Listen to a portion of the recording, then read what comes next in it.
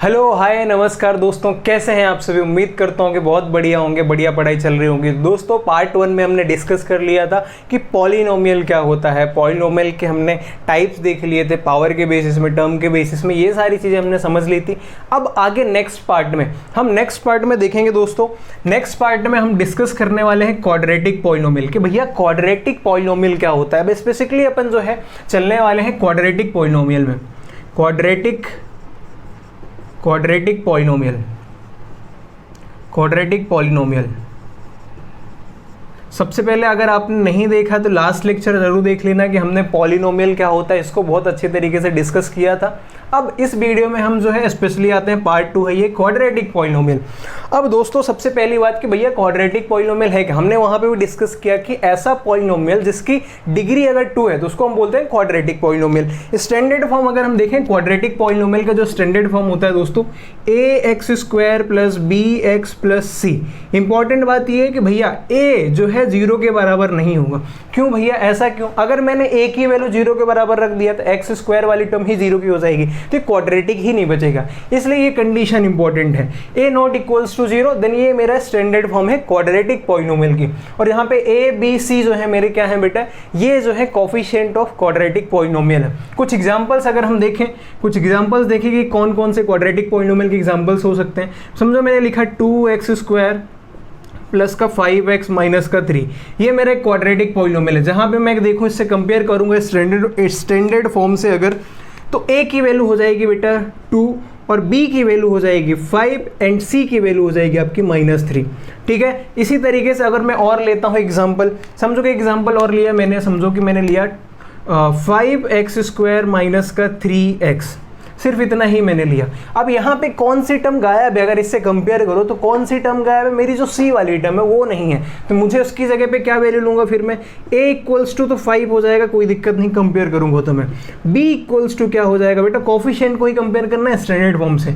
b की value क्या हो जाएगी, साइन के साथ में देखना, साइन के साथ में -3। c के टर्म नहीं है तो क्या ले लूंगा, c = क्या हो जाएगा 0।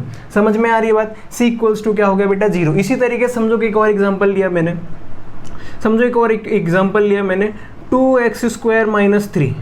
-3 मैंने सिर्फ ये लिया इक्वेशन। अब यहाँ पे बताओ मुझे a की वैल्यू क्या हो जाएगी। a की वैल्यू तो अभी भी कितनी है बेटा 2 है, लेकिन क्या मुझे b की वैल्यू यहाँ पे दिख रही है, b की वैल्यू दिख रही है। ये 3 जो है b की वैल्यू नहीं है, b की वैल्यू क्या होती है, x के साथ में होता है, x का कोफिशिएंट होता है।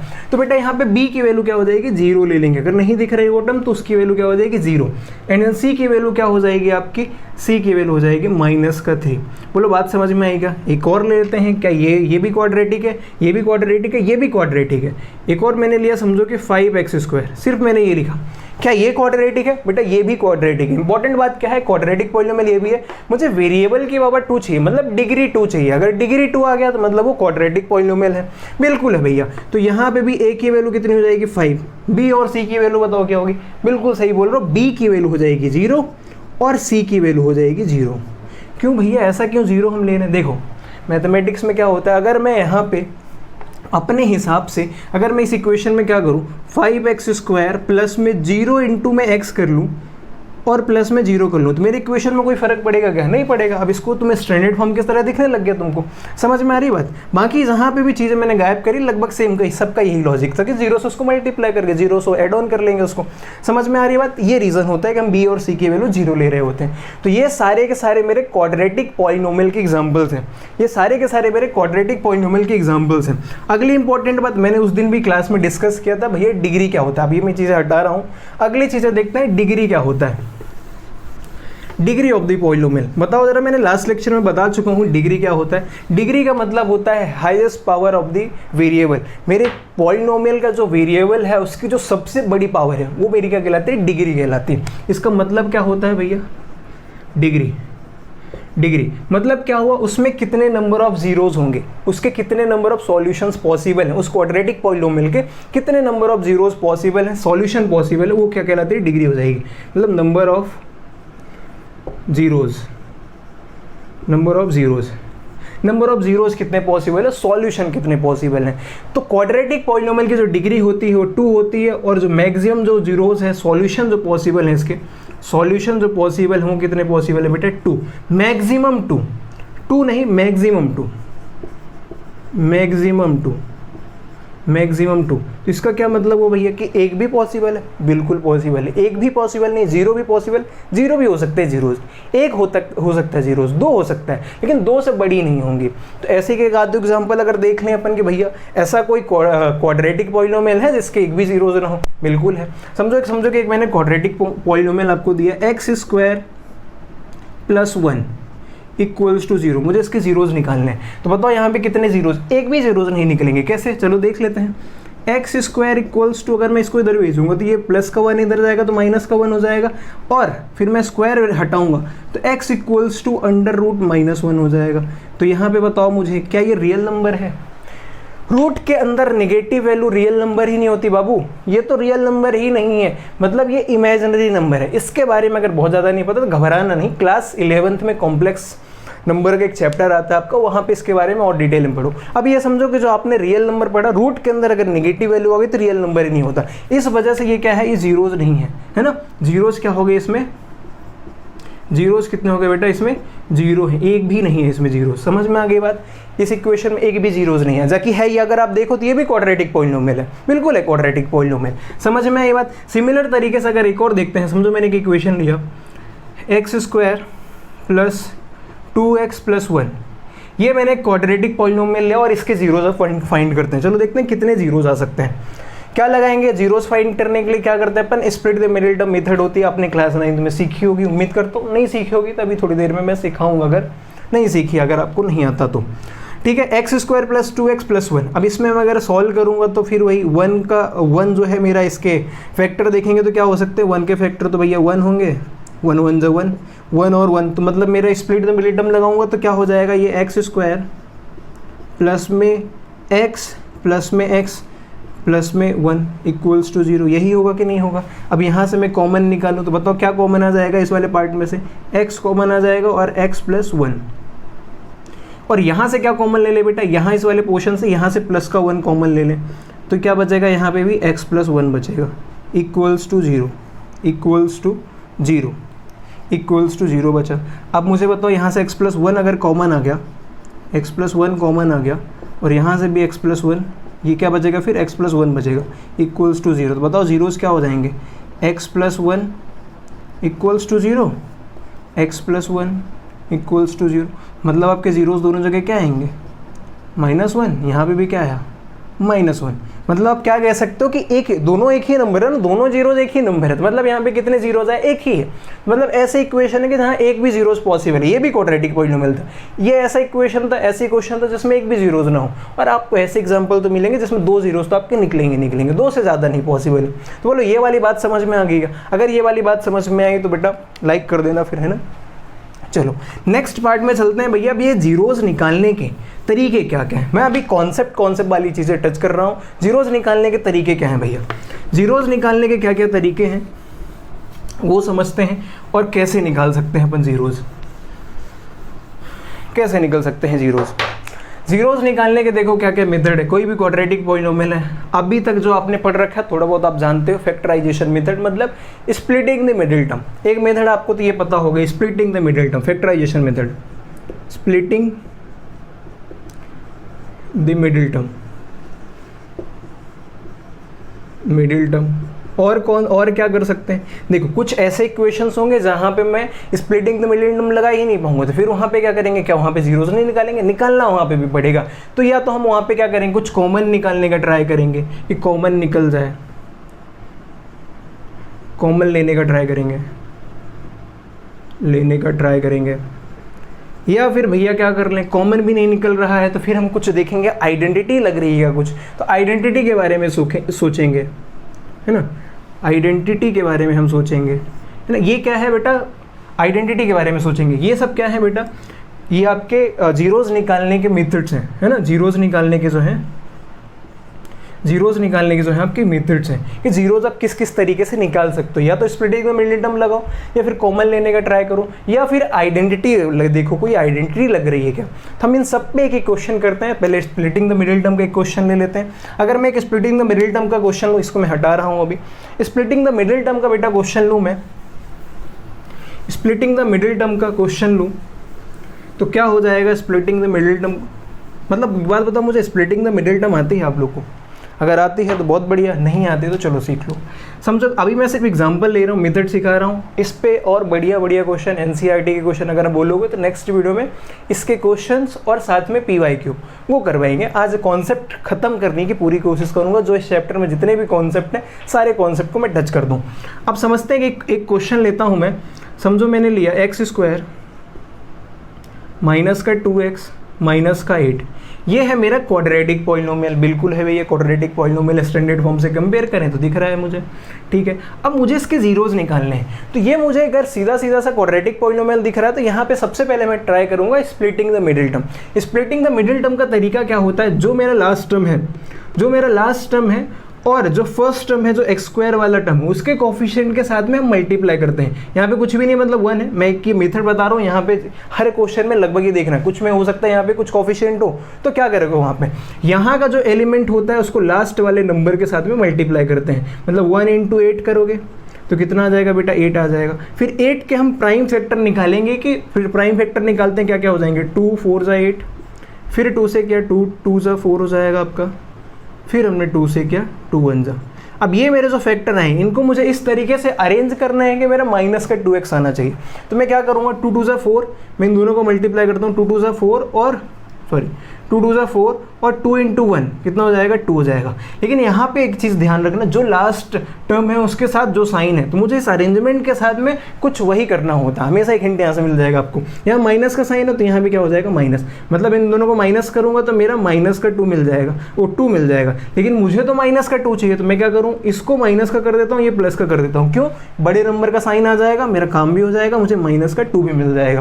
तो ये मेरा कॉम्बिनेशन बन जाएगा स्प्लिटिंग द मिडिल टर्म के लिए। अब इसको ट्राई करते हैं, चलो। तो क्या हो जाएगा, x² प्लस का 2x माइनस का 4x माइनस का 8 इक्वल्स टू 0, क्योंकि मैं जीरोज निकाल रहा हूँ तो इक्वल्स टू 0, ठीक है। अब यहाँ पे फिर से क्या करोगे बेटा, पेयर बनाओगे। क्या हो जाएगा, पेयर बनेगा। यहाँ से क्या कॉमन आ सकता है, कॉमन का मतलब समझ रहे हो, जो दोनों पार्ट के पास में हो उसको बोलते हैं कॉमन निकालना। अब यहाँ से मैं x अगर कॉमन ले लूँ बेटा तो क्या आएगा, x + 2, और यहाँ से क्या कॉमन आएगा, क्या मैं यहाँ से माइनस का 4 कॉमन ले लूँ, माइनस का 4 कॉमन ले लो तो यहाँ पे भी x + 2 बचेगा कि नहीं बचेगा, बिल्कुल बचेगा भैया, x + 2 बचेगा कि नहीं बचेगा। अब देखो यहाँ पे इस माइनस साइन से और इधर ये दो पोर्शन हो गए, यहाँ से मैं x + 2 कॉमन ले सकता हूँ, x + 2 कॉमन आ गया, क्या बचेगा यहाँ पे, x - 4 इक्वल्स टू 0। तो मेरे जीरोस क्या हो जाएंगे, x + 2 equals to 0, x - 4 equals to 0। x की वैल्यू कितनी आ गई आपकी, माइनस का 2, और यहाँ पे x की वैल्यू कितनी आ गई बेटा, माइनस का 4। अब जो ये जीरोज निकल के आए हैं, इनको हम इस चैप्टर में नाम देंगे अल्फा और बीटा। ये क्या है भैया, कुछ नहीं है, बस नामकरण कर दिया है। जो जीरोज आए हैं दोनों के नाम रख दिए हैं, ऐसे अच्छा नहीं लग रहे थे दोनों बेचारे अलग अलग से। तो हमने क्या किया बेटा, अल्फा इक्वल्स टू -2, हमने कुछ नहीं किया, किसी को भी आप अल्फा किसी को बीटा बोल सकते हो, कोई दिक्कत नहीं है। बीटा इक्वल्स टू आपका क्या हो जाएगा, सॉरी ये माइनस का 4 था, इधर आएगा तो प्लस का हो जाएगा, तो ये हो जाएगा 4। बीटा की वैल्यू कितनी होगी, 4। तो ये दोनों मेरे जीरोज निकल के आ गए, अल्फा और बीटा। बोलो बात समझ में आ गई। ये है मेरा splitting the middle term method, ये है splitting the middle term method. और अब ये मैं चाहो तो स्क्रीनशॉट ले लो या फिर पॉज करके लिख लेना। नेक्स्ट क्वेश्चन मैं लेता हूँ जिसमें अपन को कुछ या तो कॉमन लेना पड़े या फिर कुछ इस तरीके से देखना पड़े। तो क्या कोई ऐसा क्वेश्चन है, चलो एक क्वेश्चन लेते हैं। अगर मैं आपको ये क्वेश्चन दूँ बेटा, अगर मैं आपको ये क्वेश्चन दूँ 4u² प्लस का 8u, अगर ये क्वेश्चन दिया मुझे इसके जीरोज निकालने, तो मुझे बताओ क्या यहाँ पे मैं स्प्लिटिंग द मिडिल टर्म लगा सकता हूँ। क्वेश्चन को अच्छे से देखो, क्या मैं स्प्लिटिंग द मिडिल टर्म लगा सकता हूँ, नहीं लग सकता, क्योंकि भैया लास्ट वाली टर्म ही नहीं है जिसके मैं फैक्टर वगैरह निकालता था, वो तो टर्म ही नहीं है। तो क्या करें, यहाँ पे फिर मैं कुछ कॉमन निकालने का ट्राई करूँ। क्या यहाँ से क्या कॉमन आ सकता है, मैं दोनों में देखूँ, दोनों पार्ट में मुझे 4u कॉमन दिख रहा है, मुझे जीरोज निकालने, तो मैं क्या करूँगा, 4u मुझे कॉमन दिख रहा है, 4u कॉमन निकाला तो यहाँ पे क्या बचा, u बचा, और यहाँ पे क्या बचेगा बेटा, 2 बचेगा, इक्वल्स टू 0। बस यही से मेरा काम हो गया। जरूरी नहीं स्प्लिट द मिडिल टर्म लगे हर क्वेश्चन में, कुछ क्वेश्चन इस तरीके से भी होंगे। तो आपके जीरोस क्या हो जाएंगे, 4u इक्वल्स टू 0 और u + 2 इक्वल्स टू 0। तो यहाँ पे हो जाएगा u इक्वल्स टू 0, ये 4 डिवाइड में आएगा, 0 हो जाएगा, और यहाँ से क्या हो जाएगा, u इक्वल्स टू प्लस का 2 है, ये माइनस का 2, तो मतलब अल्फा इक्वल्स टू 0 और बेटा बीटा इक्वल्स टू भी क्या हो जाएगा आपका, -2। ये दो जीरोज निकल के आ गए। तो आपको ये मेथड भी समझ में आ गई होगी। तीसरा क्वेश्चन समझो कि एक क्वेश्चन मुझे ऐसा आया कि जहाँ पे स्प्लिट द मिडिल टर्म भी नहीं लगा पा रहा हूँ, मैं कुछ कॉमन भी नहीं निकाल पा रहा हूँ, तो फिर वहाँ पे कुछ नया रास्ता देखेंगे। मैं ये वाला पोर्शन हटा देता हूँ, इधर का ये वाला पोर्शन मैं हटा देता हूँ, ये वाला पोर्शन हटा देते हैं। समझो एक क्वेश्चन ऐसा है आपके पास में, टी स्क्वायर माइनस का 15, ये सारे एनसीईआरटी के क्वेश्चन है आपके, टी स्क्वायर माइनस 15।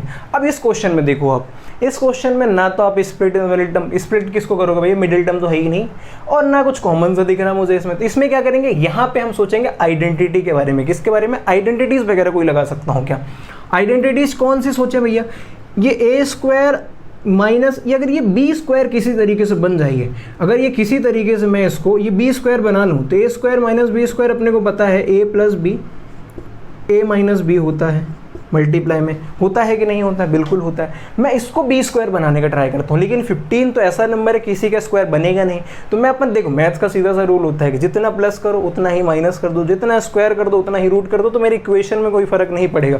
तो मतलब मैं इसको ऐसे लिख सकता हूँ, टी स्क्वायर माइनस में अंडर रूट 15 का होल स्क्वायर इक्वल्स टू 0। बात समझ में, ये मैंने क्यों किया, मुझे क्या चाहिए, तो मुझे बी को स्क्वायर बनाना था, क्योंकि मुझे आइडेंटिटी लगाना, कोई रास्ता मुझे समझ नहीं आ रहा है। तो फिर यहाँ पे क्या करेंगे बेटा, बी स्क्वायर बनाना था। तो मैंने क्या किया इस क्वेश्चन में, अंडर रूट 15 मतलब रूट लगाया, उसी का स्क्वायर लगा दिया। मेरे इक्वेशन में कोई फर्क नहीं पड़ेगा, क्योंकि कट कर दूंगा तो वापस से यही हो जाएगा, लेकिन मेरा काम भी हो जाएगा। तो समझ में आ गई बात। अब यहाँ पे कौन सी आइडेंटिटी लग जाएगी, ए स्क्वायर ए की जगह पे टी है, बी की जगह पे रूट 15 है, मैं ये आइडेंटिटी लगा देता हूँ सीधा सा। तो क्या हो जाएगा, ये t plus root 15 t minus root 15, ये क्या हो जाएंगे मेरे, क्योंकि मैं जीरोज निकाल रहा हूँ, तो जीरो के बराबर आ गए। अब ये मेरे हो गए, दो तो चाहिए था मुझे लीनियर के फॉर्म में, t plus root 15 equals to 0, t minus root 15 equals to 0। ये दो चीज़ें हैं, यहाँ से मुझे टी की वैल्यू निकालना है, तो टी की वैल्यू क्या हो जाएगी, माइनस का रूट 15, यहाँ से क्या हो जाएगा, इधर माइनस का है, इक्वल्स टू उधर जाएगा तो प्लस का रूट 15 हो जाएगा। तो अल्फा की वैल्यू आ गई बेटा आपके पास में माइनस का रूट 15, और बीटा की वैल्यू आ गई आपके पास में बेटा प्लस का रूट 15। ये आपके दो जीरोज निकल के आ गए, समझ में आ गए। मैंने तीनों टाइप जो है मैंने कवर करने की कोशिश करी है। अब अपने से क्वेश्चन अगर आप ट्राई करोगे तो मोस्टली क्वेश्चन बन जाएंगे। फिर भी किसी क्वेश्चन में दिक्कत आती तो आप कमेंट सेक्शन में बता देना कि भैया उसको करवा दो, तो करवा दिया जाएगा। अब अगली इंपॉर्टेंट बात, हमने अभी तक सीख लिया, सबसे पहले हमने पिछले लेक्चर में सीखा था पॉलिनोमियल क्या है, टाइप्स ऑफ पॉलिनोमियल देखा। फिर हमने स्पेसिफिकली देखा भैया कि क्वाड्रेटिक पॉलिनोमियल क्या होता है, जिसका स्टैंडर्ड फॉर्म होता है X square plus B X plus C, और जिसमें a नॉट इक्वल्स टू 0 होना चाहिए। फिर हमने देखा कि भैया कौन कौन से जो है क्वाड्रेटिक पॉलिनोमियल हैं, कौन नहीं है, उनके हमने कोफिशिएंट्स वगैरह देख लिया। फिर जीरोस देखे, जीरोस क्या होता है, और कितने नंबर ऑफ सॉल्यूशन है, और उसकी डिग्री क्या है, डिग्री जैसे 2 है तो उसके मैक्सिमम 2 सॉल्यूशन हो सकते हैं। फिर हमने देखा क्या ऐसे भी क्वाड्रेटिक पॉलिनोमियल है जिनके एक भी जीरोज ना निकले, या फिर एक जीरोज निकले, या फिर एक से ज़्यादा जीरोज निकले, मतलब 2 निकले, 2 से ज़्यादा नहीं होने चाहिए, मैक्सिमम 2 जीरोज निकल सकते हैं, 2 सॉल्यूशन निकल सकते हैं। हमने ऐसे भी कुछ एग्जाम्पल देखे। फिर मैंने बोला भैया ये जीरोज निकालने के, जिनको हमने अल्फा और बीटा नाम दिया था, इनके क्या क्या मेथड्स हैं, वो मेथड्स हमने देखे। सबसे पहले कि हमने फैक्टराइजेशन मेथड जो क्लास 9th में आपने पढ़ रखा था, स्प्लिटिंग द मिडिल टर्म, फिर हो गया कॉमन लेना, या फिर हो सकता है आइडेंटिटी वगैरह कुछ यूज करके अपन को अपना काम क्या है जीरोज निकालना, तो हम किसी भी तरीके से निकाल सकते हैं। ये तीनों मेथड के मैंने एक एक क्वेश्चंस करवा दिए हैं। एनसीईआरटी के क्वेश्चन बोलोगे और करवा दूंगा। एक आखिरी चीज बच्चा आपको बता देता हूँ, ये मेरे जो जीरोज निकले हैं, ये जो जीरोज निकले हैं, क्या मैं इनको चेक कर सकता हूँ, वेरीफाई कर सकता हूँ? बिल्कुल कर सकता हूँ। वेरिफिकेशन किस तरीके से करोगे बेटा, वेरिफिकेशन किस तरीके से करोगे, समझ लेते हैं। यही क्वेश्चन है मेरा। अब मुझे इस क्वेश्चन में बताओ, मुझे a की वैल्यू कितनी है, इसी क्वेश्चन में a की वैल्यू बताओ कितनी है, कुछ भी नहीं, मतलब 1 है। b की वैल्यू कितनी है बेटा, b की वैल्यू मुझे दिख रही है 0 है ही नहीं। c की वैल्यू कितनी है यहाँ पे, माइनस का 15 ये है। अब इसको मुझे क्या करना है, वेरीफाई करना है, मतलब एक रिलेशन देखना है, relation between zeros and the coefficient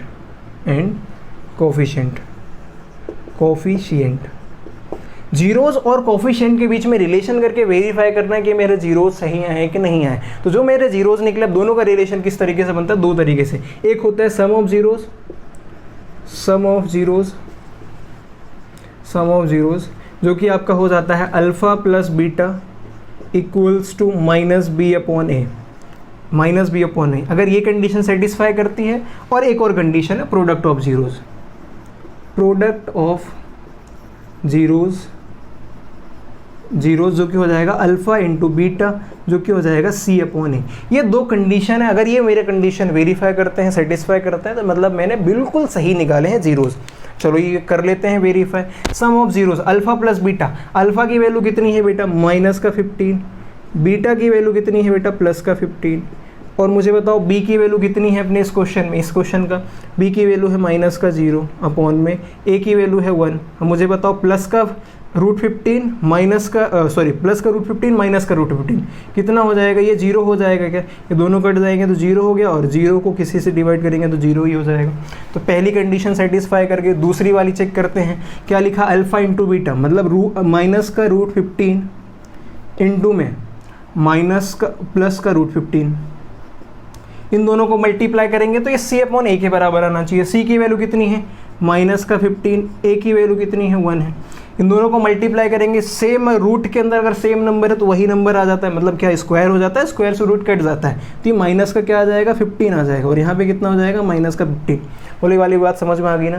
देखो भैया ऐसा कुछ है, सीन ऐसा है कि माइनस तो रहेगा ही रहेगा, ऐसा है अगर रूट ए इंटू रूट ए है तो आप जो है उसको लिख सकते हो रूट ए का होल स्क्वायर, और स्क्वायर से रूट कैंसिल हो गए तो ए बचा। इस हिसाब से मैंने यहाँ पे 15 लिखा, और माइनस साइन मेरा पहले से था तो -15 ये मेरा वेरीफाई हो गया, मतलब मैंने बिल्कुल सही तरीके से जीरोज निकाले हैं। तो ये फॉर्मूले भी इंपॉर्टेंट है, इनको भी याद रखोगे। Relation between zeros and coefficient भी चेक करने के लिए sum of zeros and product of zeros ये भी देखोगे। अब आखिरी चीज आती है इस चैप्टर की, जो मैं आपको बताता हूं। अगर मुझे जीरोज गिवन है, अल्फा और बीटा गिवन है, या फिर सम ऑफ जीरोज या प्रोडक्ट ऑफ जीरोज गिवन है, तो क्या मैं क्वाड्रेटिक पॉलिनोमियल बना सकता हूं, मतलब उल्टा जा सकते हैं, क्या मैं क्वाड्रेटिक पॉलिनोमियल बना सकता हूं अगर सम ऑफ जीरोज या फिर प्रोडक्ट ऑफ जीरोज गिवन है? तो देखते हैं, ट्राई करते हैं। बिल्कुल भैया बन जाएगा।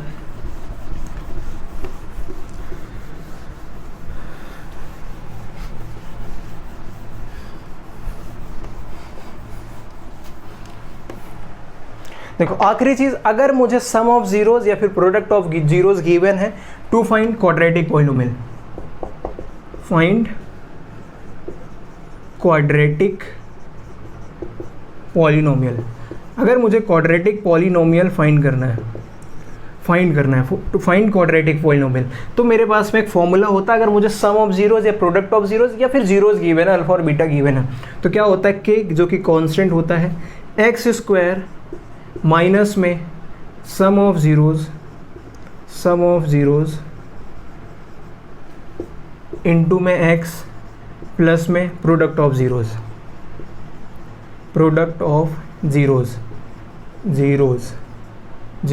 ये होता है मेरा फॉर्मूला। इसको मैं और अरेंज करके लूँ, के कांस्टेंट होता है जनरली, उसकी वैल्यू 1 लोगे आप मोस्टली, तो ये क्या हो जाएगा एक्स स्क्वायर माइनस में alpha plus beta x plus में अल्फ़ा इंटू बीटा। ये होता है मेरा क्वाड्रेटिक पॉलिनोमियल फाइंड करने का फॉर्मूला। अगर मुझे अल्फा और बीटा की वैल्यू गिवन है, या फिर आपको sum of zeros product of zeros given है, आपकी बुक में जो है 2.2 में क्वेश्चन नंबर 2 में आपको sum of zeros product of zeros ही गिवन है। समझो एक क्वेश्चन मैंने ऐसा लिया कि एक क्वेश्चन आपको दे रखा है कि सम ऑफ जीरोज आपको 1 दे रखा है, मतलब अल्फा प्लस बीटा की वैल्यू 1 दे रखा है, और अल्फा इंटू बीटा की वैल्यू 1/4 दे रखा है। तो क्या मैं इनकी हेल्प से क्या क्वाड्रेटिक पॉलिनोमियल बना सकता हूँ? बिल्कुल बना सकता हूँ। तो बनाने का ट्राई करते हैं। सेम इस पे रखेंगे फॉर्मूले में, एक्स स्क्वायर माइनस में अल्फा प्लस बीटा की वैल्यू कितनी है बेटा 1 है, तो मतलब 1 इंटू में एक्स 1x प्लस में अल्फा इंटू बीटा की वैल्यू 1/4। तो क्या हो जाएगा, इसको अरेंज करूँगा। क्या बात बताओ मुझे, जो सी वाली टर्म है अपॉन में 4 है, इसको आप या तो यहीं भी छोड़ सकते हो, थोड़ा और इसको अरेंज करना है। अगर जीरोस की तरफ देखना है तो इसको थोड़ा और अरेंज करके कैसे लिख सकते हो, एक्स स्क्वायर माइनस में एक्स और प्लस में 1/4। इनका एलसीएम लेके थोड़ा सिंप्लीफाई करा जा सकता है। क्या हो जाएगा, एलसीएम इक्वल्स टू 0 ले ले, एलसीएम कितना हो जाएगा, एलसीएम 4 हो जाएगा। फिर इसको करेक्ट करेंगे तो 4x स्क्वायर माइनस में 4x प्लस में 1 इक्वल्स टू 0। 4 जो है डिवाइड में है, सबके डिवाइड में इधर आएगा तो 0 हो जाएगा, 0 से मल्टीप्लाई होगा तो आपका फाइनल इक्वेशन हो जाएगा 4x स्क्वायर माइनस का 4x प्लस का 1 इक्वल्स टू 0। ये है वो क्वाड्रेटिक पॉलिनोमियल जिसके जो सम ऑफ जीरोज 1 आएगा, प्रोडक्ट ऑफ जीरोज 1/4 आएगा। तो यहाँ पे चैप्टर होता है समाप्त। और कुछ ऑब्जेक्टिव के क्वेश्चन और बनते हैं कि ग्राफिकल, जैसे ग्राफ वाली चीज़ें बनती, चलो थोड़ा सा उसको भी डिस्कस कर ही लेता हूँ मैं, कि अगर समझो कि ग्राफ आ गया और उनमें आपको बताना है कि कितने जीरोस पॉसिबल हैं ग्राफ देख के, तो आपको कुछ नहीं करना, ग्राफ बना हुआ देखोगे आप, ग्राफ में देखो कि जो आपका जैसे क्वाड्रेटिक का जो ग्राफ होता है पैराबोला बनता है ना, कर्व बनता है। ये समझो कि मेरा ये कर्व बन गया। अब समझो कि इस तरीके से कुछ एक ग्राफ बना हुआ है, तो आप देखो कि ये जो एक्स एक्सिस होती है इसको कितनी जगह पे टच कर रही है, कट कर रही है, उतने ही नंबर ऑफ जीरोस होंगे, है ना। जैसे यहाँ पे एक यहाँ पे टच कर रहा है और यहाँ पे टच कर रहा है, तो ये जो भी इक्वेशन, जिस भी इक्वेशन का ग्राफ होगा इसके नंबर ऑफ जीरोस कितने होंगे, 2 होंगे। समझ में आगे बात। कोई ऐसा ग्राफ है जिसमें सिर्फ एक जगह पे ही टच कर रहा है ना, एक जगह पे टच कर रहा है, तो ये क्या हो जाएगा मेरा, 1 हो जाएगा इसके नंबर ऑफ जीरो। समझ में आ गई बात। तो ग्राफ में सिंपल से ये देखो कि कितनी जगह पे एक्स एक्सिस को टच कर रही है फिर कट कर रही है, उतने ही नंबर ऑफ जीरोस होंगे। तो यहाँ पे इस चैप्टर का कंप्लीट कॉन्सेप्ट जो है खत्म होता है चैप्टर 2 के आपका। अब नेक्स्ट वीडियो में अगर आप लोग का अच्छा रिस्पॉन्स रहा तो एनसीईआरटी के क्वेश्चंस और कुछ पीवाई के क्वेश्चन हम कर लेंगे, ठीक है। तो मिलते हैं नेक्स्ट वीडियो में, तब तक के लिए जय हिंद, जय भारत।